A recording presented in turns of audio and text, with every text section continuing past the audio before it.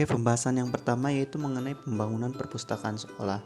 Nah, secara umum, gedung perpustakaan ini memiliki kesamaan dengan gedung lainnya. Yang membedakannya bahwa gedung perpustakaan adalah sarana yang berfungsi sebagai fasilitas layanan. Nah, dalam hal ini adalah fasilitas layanan untuk membaca sebagaimana tertuang dalam tujuan secara umum perpustakaan. Nah, untuk itu gedung perpustakaan harus memperhatikan kemudahan arus pergerakan manusia sebagai pengguna perpustakaan, daerah konsentrasi manusia, daerah konsentrasi buku atau barang, dan titik-titik layanan yang diberikan oleh perpustakaan. Setidaknya ada 4 hal yang harus dipersiapkan untuk membangun atau pengadaan perpustakaan di sekolah. Yang pertama itu pembentukan panitia perpustakaan sekolah, di mana gagasan pembentukan perpustakaan sekolah ini memang sepantasnya muncul dari pihak internal sekolah. Dalam hal ini yaitu kepala sekolah dan dewan guru yang mengetahui keadaan dan kondisi yang dialami internal lembaga terkait, seperti jumlah koleksi yang dimiliki sekolah, perlengkapan-perlengkapan yang sudah tersedia untuk menunjang proses penyelenggaraan perpustakaan sekolah, dan hal lain sebagainya. Nah, kendati demikian, dalam pembentukan panitia perpustakaan sekolah tidak hanya melibatkan pihak internal saja, akan tetapi melibatkan beberapa pihak eksternal seperti tokoh masyarakat dan wakil orang tua murid. Yang kedua itu mengusahakan sarana dan prasarana perpustakaan sekolah. Kesiapan sarana dan prasarana dalam penyelenggaraan perpustakaan sekolah memiliki peranan tersendiri, sehingga perlu adanya usaha untuk mempersiapkan hal tersebut apabila belum tersedia secara lengkap dan belum bisa dianggap menunjang kelangsungan penyelenggaraan. Yang ketiga yaitu mengusahakan dan mengatur bahan-bahan pustaka. Dalam hal mengusahakan dan mengatur bahan-bahan pustaka, beberapa langkah yang bisa ditempuh yaitu melakukan pengadaan bahan pustaka dengan koleksi-koleksi yang sudah tersedia di sekolah, atau dengan membeli dan mengupayakan pada lembaga naungan seperti dinas atau departemen serta yayasan jika sekolah dengan status swasta. Nah, bahan pustaka yang sudah tersedia bisa dikelola dengan sebaik-baiknya dengan cara melakukan katalogisasi pada koleksi bahan pustaka. Buku-buku diberi stempel inventaris perpustakaan sekolah, pengklasifikasian, penyusunan buku-buku, dan melengkapi dengan kantong buku, kartu buku, slip tanggal, dan menara hubung pihak perpustakaan. Nah, yang terakhir yaitu menunjuk tenaga pengelola perpustakaan sekolah. Dalam penyelenggaraan perpustakaan sekolah harus menunjuk sumber daya manusia yang memiliki kapabilitas dalam hal kepustakawanan.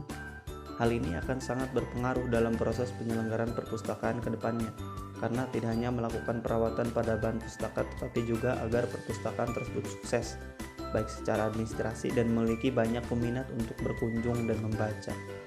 Nah, atau mengolah koleksi bahan pustaka untuk tujuan akademik ataupun yang lainnya. Dan selanjutnya itu pengelolaan perpustakaan. Nah, pengelolaan perpustakaan sekolah adalah segenap rangkaian usaha pengkoordinasian segala kegiatan yang memiliki hubungan dan penyelenggaraan perpustakaan sekolah. Nah, dalam hal pengelolaan perpustakaan sekolah ada beberapa bagian seperti pembagian unit kerja. Nah, mengenai struktur pengelolaan perpustakaan sekolah ini sebenarnya tidak ada aturan baku yang mengaturnya, akan tetapi ada beberapa contoh yang bisa diadopsi seperti dalam gambar ini untuk diterapkan sebagai referensi dalam pembentukan struktur pengelolaan perpustakaan sekolah. Nah, bisa kita lihat di sini yang pertama yaitu kepala perpustakaan, yang di sini sebagai memiliki peran yaitu pemimpin dalam hal kepustakawanan dalam penyelenggaraan perpustakaan. Yang kedua unit tata usaha, yang selanjutnya itu unit pelayanan teknis dan unit pelayanan pembaca. Nah, kepala perpustakaan ini memiliki tugas dan tanggung jawab untuk mengkoordinasikan penyelenggaraan perpustakaan sekolah. Nah, dalam melaksanakan tugasnya ini, kepala perpustakaan berusaha agar menggerakkan segenap usaha dan mengarahkan segala fasilitas kerja agar perpustakaan sekolah dapat diselenggarakan dengan sebaik-baiknya. Nah, unit tata usaha erat kaitannya dengan masalah administrasi dan pemeliharaan sarana prasarana yang ada di dalam perpustakaan sekolah. Nah, sementara tugas unit pelayanan teknis adalah memproses atau mengelola bahan-bahan pustaka dan dengan sistematis sesuai dengan penataan yang berlaku.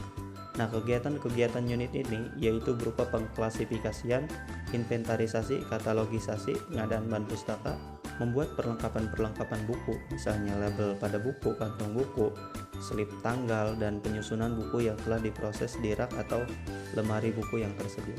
Nah, tugas yang terakhir yaitu tugas unit pelayanan pembaca.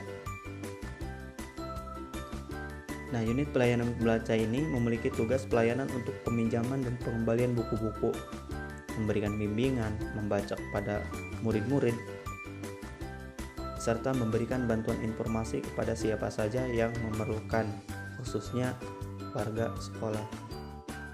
Selanjutnya ada pembinaan perpustakaan. Pembinaan perpustakaan yaitu suatu kegiatan yang dilaksanakan secara terus-menerus agar segala sesuatu yang berhubungan, baik langsung ataupun tidak langsung, dengan perpustakaan berjalan dengan benar, sehingga dapat mengikuti perkembangan yang terjadi di sekitarnya.